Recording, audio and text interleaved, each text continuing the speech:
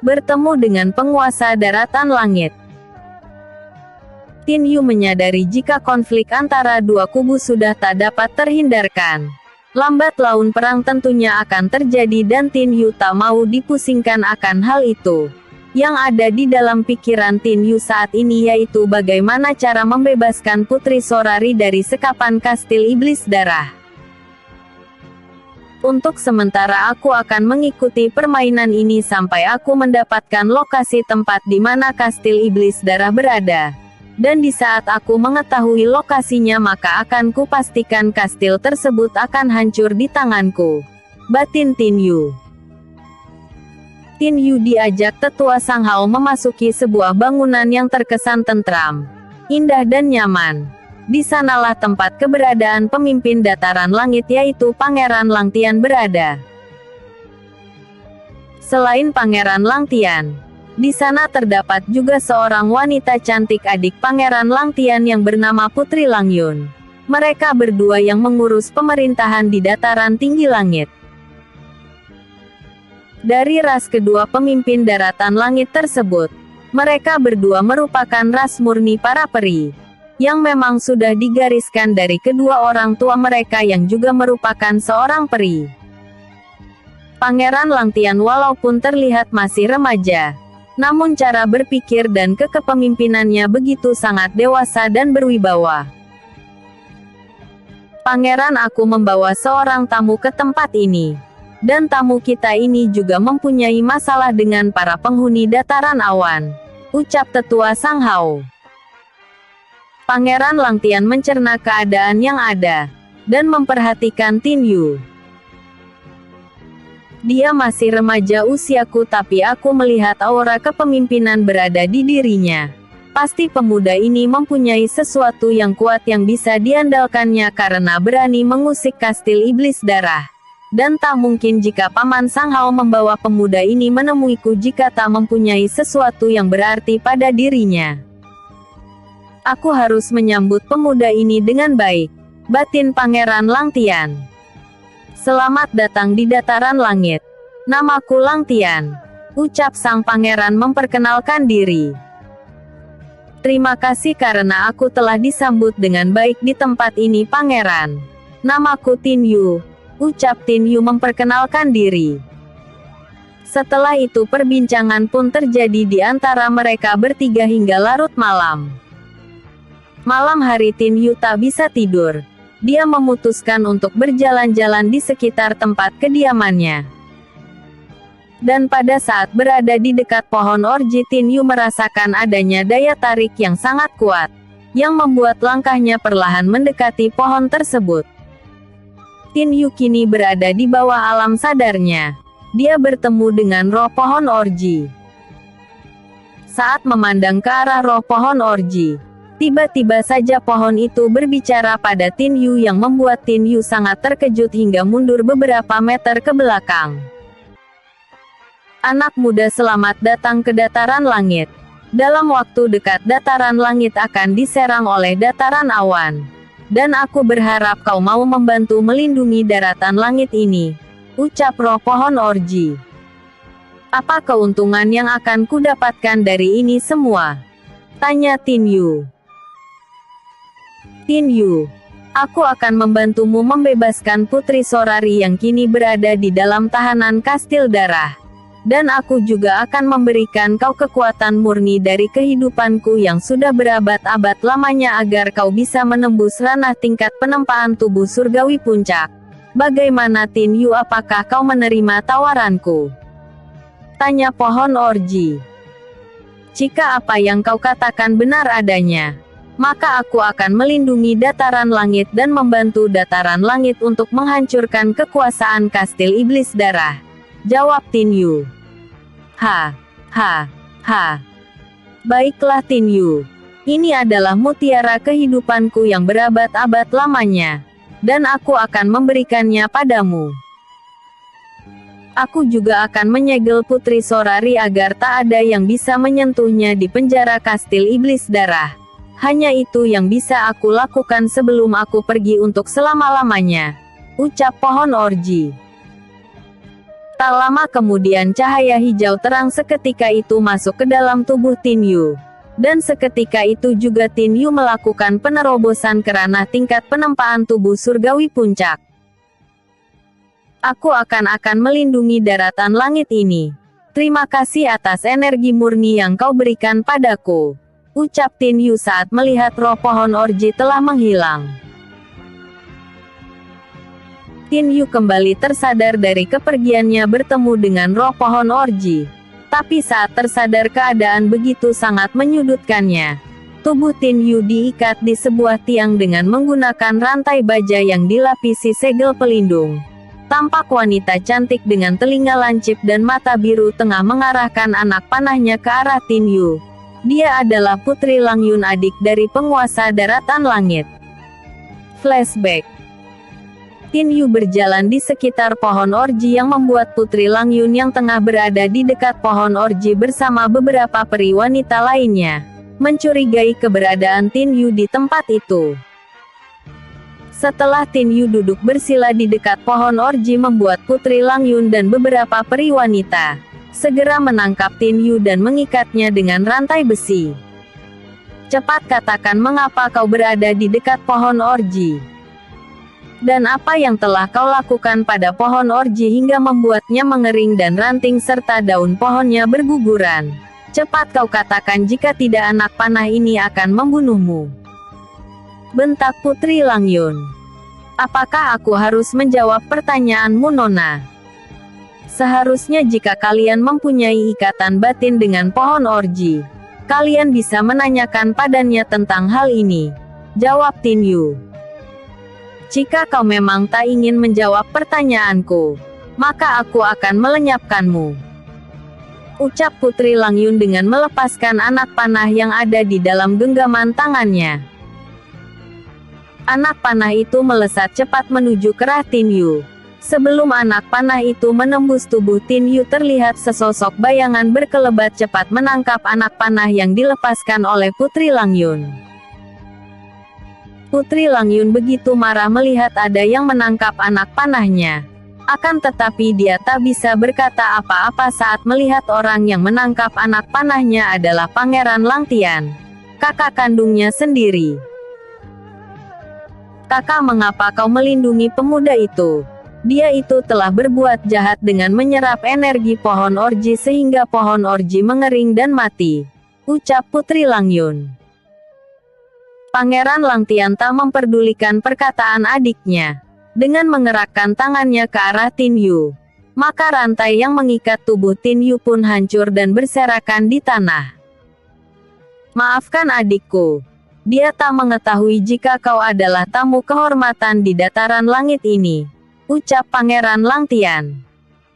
Tak masalah, Pangeran, jawab Tin Yu.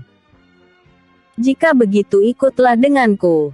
Aku ingin membicarakan sesuatu hal denganmu, ucap Pangeran Lang Tian. Tin Yu menganggukkan kepalanya kemudian mengikuti Pangeran Lang Tian dari belakang. Adikku, aku akan menemuimu nanti, ucap Pangeran Lang Tian kepada Putri Lang Yun. Putri Lang Yun tak menghiraukan perkataan Pangeran Lang Tian. Saat ini sorot matanya tertuju pada Tin Yu. Dia begitu kesal kepada pemuda yang bersama dengan kakaknya. Apalagi di saat Putri Lang Yun melihat senyuman Tin Yu yang seperti mengejek, membuat sang putri bertambah kesal pada Tin Yu. Siapa sebenarnya pemuda itu? Aku tak pernah melihatnya di dataran langit. Dan mengapa Kak Lang Tian begitu melindunginya? Batin Putri Lang Yun dalam hati. Bersambung. Pendekar Naga Giok. Rencana. Pagi menjelang, Pangeran Lang Tian mengajak Tin Yu ke sebuah dataran tinggi yang perbukitannya menjulang sampai menembus awan. Dari atas sana Pangeran Lang Tian memperlihatkan seluruh daerah dataran langit kepada Tin Yu. Pangeran memperlihatkan wilayah dataran langit yang dahulunya luas, sekarang menjadi menyempit akibat adanya desakan dari dataran awan yang memperluas daerah kekuasaannya lewat kastil iblis darah. Tin Yu, aku sengaja memperlihatkan ini semua padamu. Karena ini semua permintaan roh pohon orji yang memilihmu menjadi pelindung dataran langit sebelum roh pohon orji menghilang untuk selama-lamanya. Pohon orji bagaikan dewa pelindung bagi kami semua yang berada di dataran langit. Dan dia telah memilihmu, berarti kau mempunyai sesuatu yang diharapkan roh pohon orji untuk melindungi kami semua, ucap Pangeran Langtian. Aku pasti akan membantumu pangeran dalam melindungi dataran langit. Akan tetapi saat ini aku juga ingin melepaskan teman wanitaku yang disekap di dalam kastil iblis darah. Hal itu yang selalu membuat pikiranku resah dan tak tenang, jawab Tin Yu. Terlihat Pangeran Langtian menarik napas dalam-dalam dan menghembuskannya keluar secara perlahan-lahan. Sang pangeran tak bisa berbuat banyak karena pemuda yang diharapkan akan dapat melindungi dataran langit. Sekarang ini terbelit masalah dengan kastil iblis darah yang sulit untuk dapat dicari pemecah masalahnya. Andai sayap Phoenix tak hilang, aku pasti dapat membangkitkan pasukan Phoenix berdarah murni agar dapat membantumu dalam membebaskan teman wanitamu yang disekap oleh para penghuni kastil darah, ucap Pangeran Langtian. Apa maksudmu dengan sayap Phoenix itu, pangeran? Tanya Tin Yu menyelidik. Dahulu kala di saat aku masih kecil, tak ada satupun dari daratan awan yang berani mengusik daratan langit. Karena kami memiliki sayap Dewa Phoenix yang merupakan kunci membangkitkan pasukan Phoenix berdarah murni. Tapi sayang sayap Phoenix telah lama menghilang. Mustika keluargaku itu telah dicuri oleh orang kepercayaan ayahku yang merupakan ras ular murni, yang telah bersekongkol dengan kastil iblis darah untuk melemahkan pertahanan dataran langit. Dengan iming-iming air langit 7 bintang dari kastil iblis darah, dia tega berkhianat dengan mencuri sayap Phoenix dan membuat lemah pohon orji, hingga daratan awan dengan mudah menyerang dataran langit dan menewaskan kedua orang tuaku, jawab Pangeran Langtian yang sangat menyesalkan kejadian itu. Tin Yu baru menyadari jika sayap Phoenix yang ada padanya, dan air langit yang tersimpan di Istana Bintang semua itu berasal dari alam Vioni. Pangeran, apa yang akan kau lakukan jika sayap Phoenix itu ada padamu kembali? Tanya Tin Yu. Aku akan membangkitkan pasukan Phoenix berdarah murni, dan akan mempersiapkan perang melawan dataran awan. Aku tak akan takut lagi jika dataran awan menyerang kembali ke daratan langit karena pasukan Phoenix merupakan pasukan terkuat yang pernah ada di dalam alam Vioni, jawab Pangeran Langtian. Kau beruntung pangeran karena sayap Phoenix ada padaku. Dan orang yang telah mencuri mustika turun-temurun dari keluargamu telah mati di tanganku, ucap Tin Yu sambil memperlihatkan sayap Phoenix emas yang saat ini berada di dalam kedua telapak tangan Tin Yu. Pangeran Langtian seakan tak percaya dengan apa yang dilihatnya. Mustika turun-temurun keluarganya yang telah hilang kini berada di depan matanya. Ambillah pangeran. Ini adalah hakmu dan aku tak membutuhkannya, ucap Tin Yu. Pangeran Langtian tak bisa berkata apa-apa. Lidahnya terasa keluh walaupun hanya mengucapkan satu kata. Dengan tubuh bergetar Pangeran Langtian menerima sayap Phoenix emas pemberian dari Tin Yu. Terima kasih Tin Yu. Sayap Phoenix ini merupakan benda berharga bagi kami para penghuni dataran langit, ucap Pangeran Langtian terbata-bata. Sekarang apa rencanamu pangeran? Tanya Tin Yu. Aku akan membangun pasukan dengan kekuatan Phoenix berdarah murni. Tapi ada satu hal yang ingin ku minta padamu sekali lagi Tin Yu. Aku ingin kau mendapatkan harta karun mata air Dewi Zhao Qin, yang kemungkinan 2 hari lagi tabir penutup tempat keberadaan harta karun itu akan terbuka, ucap Pangeran Langtian. Dewi Zhao Qin. Bukan dia merupakan salah satu istri dari ayahku, dan dia merupakan seorang dewi penguasa hutan dan pegunungan di dunia. Mengapa mata air itu bisa jatuh ke dalam alam Vioni? Batin Tin Yu.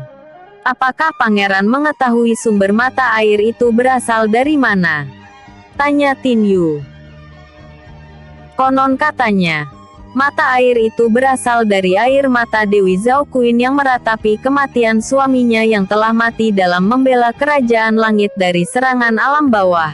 Hingga bertahun-tahun lamanya air mata itu tersimpan di udara dan sekarang ini jatuh ke dalam alam Vioni menjadi energi mata air kehidupan. Tin Yu, jika mata air itu jatuh ke tangan para penghuni dataran awan, maka mata air itu akan memperkuat mata iblis yang ada di dalam kastil iblis darah yang tentunya akan mempersulit kita dalam menghancurkannya. Dan apabila kita yang mendapatkan mata air itu, maka kita akan dapat menghidupkan kembali pohon orji. Dengan tumbuhnya tunas baru yang tentunya akan memberikan harapan baru pada daratan langit. Jawab Pangeran Langtian menjelaskan. Jika memang begitu halnya, aku akan mendapatkan mata air itu agar dapat menghidupkan pohon orji. Ucap Tin Yu. Terima kasih Tin Yu atas semua bantuanmu. Dan mulai sekarang aku akan menganggapmu sebagai saudaraku. Jika suatu hari kau dalam masalah dan memerlukan bantuanku, maka kau jangan sungkan. Kami semua yang ada di dataran langit akan menjadi yang terdepan dalam membantumu. Ucap Pangeran Langtian. Baik. Untuk hari ini dan selamanya aku akan menganggapmu sebagai saudaraku. Karena kau lebih tua dariku, maka aku akan menganggapmu sebagai saudara tua. Jawab Tin Yu. Dan pada akhirnya mereka berdua tertawa bersama menyambut ikatan persaudaraan yang baru terbentuk.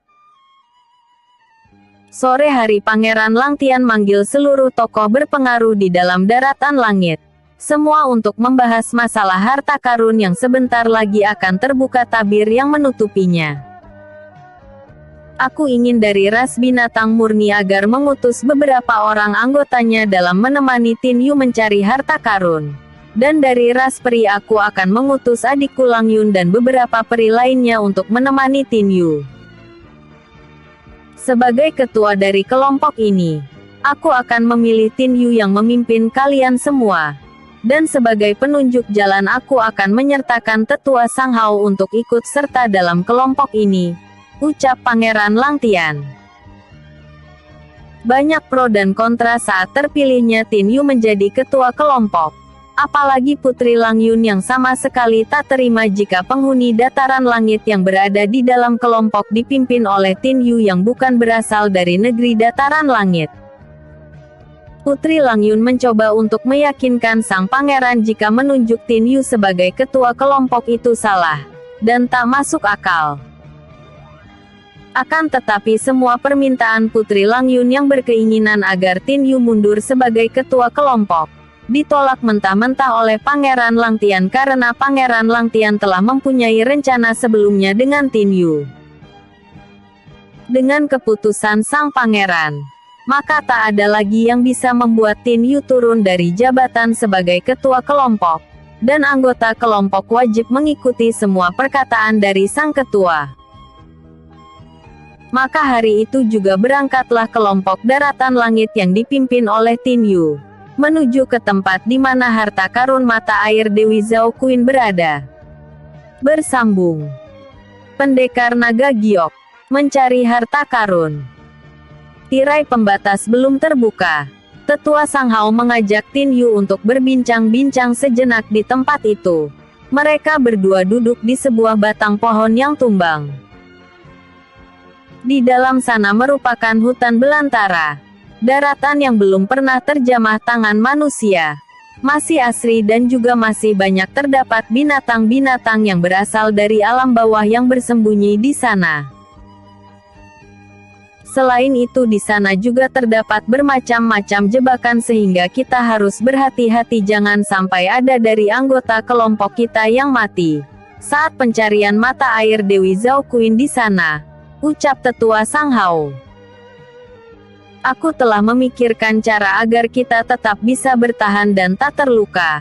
Hanya saja apakah semua anggota kelompok ini dapat mengikuti semua perintahku? Ucap Tin Yu. Kau adalah ketua kelompok ini dan tentunya para anggota akan selalu mengikuti ketuanya. Jawab tetua Sang Hao. Baik jika begitu tetua. Setelah ini aku akan mengajak kalian menaiki batu bara giok dalam menyelusuri hutan mencari mata air Dewi Zhao Qin di reruntuhan. Dan kurasa cara itu lebih aman daripada kita menelusuri kedalaman hutan secara langsung. Di samping kita dapat terhindar dari binatang buas alam bawah, kita juga akan dapat melihat pergerakan para penghuni dataran awan yang juga ikut dalam mencari mata air Dewi Zhao Qin. Ucap Tin Yu. Setelah beberapa saat menunggu, pada akhirnya tirai yang melindungi tempat keberadaan harta karun perlahan-lahan memudar dan menghilang. Melihat hal itu Tin Yu dan para anggota dari dataran langit segera masuk ke dalam hutan. Di dalam hutan Tin Yu menyuruh anggotanya berhenti. Aku ingin kalian semua mengikutiku untuk naik ke atas batu bara giok itu. Ucap Tin Yu sambil menunjuk ke arah bongkahan batu raksasa yang melayang di udara. Kita datang ke tempat ini bukan untuk bersembunyi di atas batu raksasa itu. Kita datang ke tempat ini untuk mencari harta karun mata air Dewi Zhao Qin. Dan jika kau ingin berada di atas batu besar itu maka pergilah sendiri, kau jangan mengikutkan sertakan anggota dataran langit. Karena kami tak akan pernah takut menghadapi rintangan apapun yang berada di wilayah harta karun itu berada. Ucap Putri Lang Yun. Setelah berkata seperti itu Putri Lang Yun dengan cepat melesat masuk ke dalam lebatnya hutan. Untuk mencari keberadaan reruntuhan bangunan tempat di mana mata air Dewi Zhao Qin berada. Melihat sang putri pergi, para anggota kelompok yang ada segera melesat pergi mengikuti Putri Lang Yun masuk ke dalam lebatnya hutan. Wanita keras kepala dan tak bisa diatur. Jika kau menuju ke sana secara terang-terangan seperti ini maka tak akan lama lagi kalian semua akan tertimpa masalah. Gumam Tin Yu. Mau tidak mau Tin Yu dan tetua Sang Hao menyusul kepergian para anggotanya menuju ke dalam hutan. Biar bagaimanapun keselamatan para anggota daratan langit semua berada di tangan Tin Yu yang merupakan ketua kelompok. Baru saja beberapa saat mereka masuk ke dalam hutan. Tiba-tiba saja kelompok itu diserang oleh binatang buas dari alam bawah berupa kodok raksasa. Beberapa anggota kelompok daratan langit telah tertangkap dan ditelan hidup-hidup oleh kodok raksasa tersebut. Yang membuat hampir sebagian besar anggota kelompok telah menghilang ke perut sang kodok.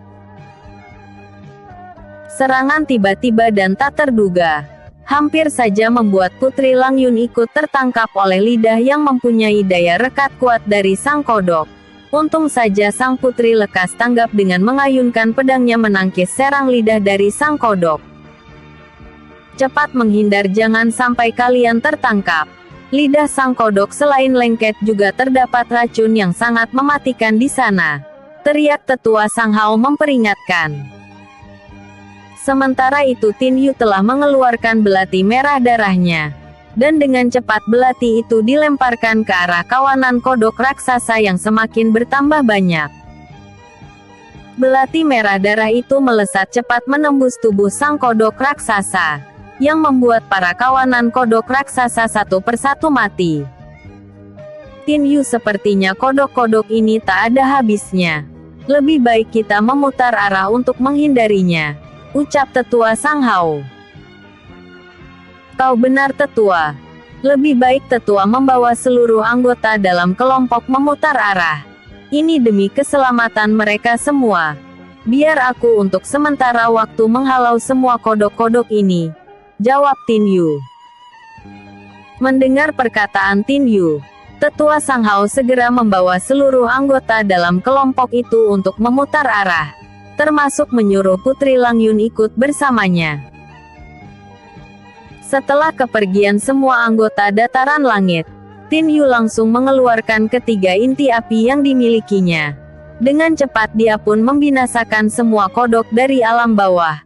Hingga tak ada satupun kodok yang tersisa hidup di tempat itu. Tin Yu sengaja menyembunyikan semua tingkat kekuatannya, agar tak menjadi perbincangan di kalangan anggota yang ikut di dalam pencarian mata air Dewi Zhao Qin. Di tempat lain, merasa sudah aman, Tetua Sang Hao menghentikan rombongan yang kini tersisa 7 orang saja termasuk Putri Lang Yun. Tetua Sang Hao menyalahkan Putri Lang Yun karena terlalu gegabah dalam mengambil keputusan, hingga membuat anggota dalam kelompoknya mati sia-sia.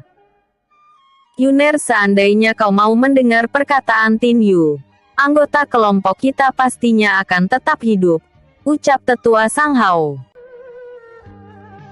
Paman, aku tak ingin paman membanding-bandingkan aku dengan Tin Yu. Aku tak pernah menyuruh semua anggota kelompok ini untuk mengikutiku. Jika memang aku merupakan duri dari kelompok ini, maka aku akan pergi sendiri mencari mata air itu, jawab Putri Lang Yun kemudian pergi dari tempat itu. Ketua Sang Hao hanya dapat menarik napas dalam-dalam, untuk sekedar menahan kekesalan hatinya melihat sikap tak dewasa Putri Lang Yun dalam memecahkan suatu masalah. Mengapa Putri Lang Yun sangat berbeda sikap dan wataknya dari sang kakak Pangeran Lang Tian? Sang kakak bersikap dewasa dan berwibawa sementara Putri Lang Yun masih kekanak-kanakan, batin Tetua Sang Hao. Tak lama setelah Putri Lang Yun pergi, Tin Yu pun muncul di tempat itu. Paman, dengan kondisi anggota tim kita yang sangat sedikit ini, aku ingin kita lebih berhati-hati. Aku ingin pencarian ini kita lanjutkan dengan menaiki batu bara giok. Semua itu agar anggota kelompok yang ada lebih aman dalam mencari reruntuhan tempat di mana mata air Putri Zhao Qin berada, ucap Tin Yu. Kami akan mengikuti semua perkataanmu Tin Yu, jawab Tetua Sang Hao. Paman, di mana Putri Lang Yun? Sedari tadi aku tak melihatnya, tanya Tin Yu tiba-tiba. Tin Yu, Putri Lang Yun pergi dari kelompok. Dia ingin mencari mata air itu sendiri, jawab Tetua Sang Hao. Apa, Paman? Mengapa kau tak mencegahnya? Jika terjadi sesuatu padanya maka Pangeran Lang Tian akan menyalahkan kita yang tak menjaga adiknya selama pencarian ini. Dan tentunya Pangeran akan bersedih yang nantinya akan membuat keadaan di dataran langit semakin kacau, ucap Tin Yu. Begini saja Paman, kalian naiklah ke atas batu bara giok. Arahkan batu itu untuk menjelajahi hutan dan aku sendiri akan mencari Putri Lang Yun, ucap Tin Yu kembali. Baiklah, kami semua akan mencari mata air itu dari atas batu tersebut, jawab Tetua Sang Hao. Setelah terjadi kesepakatan antara kedua belah pihak di mana Tin Yu mencari Putri Lang Yun, dan Tetua Sang Hao dengan beberapa anggota yang masih tersisa mencari mata air Dewi Zhao Qin dengan menaiki batu bara giok, Tin Yu langsung melesat pergi ke arah terakhir kali Putri Lang Yun pergi sesuai arahan Tetua Sang Hao. Bersambung.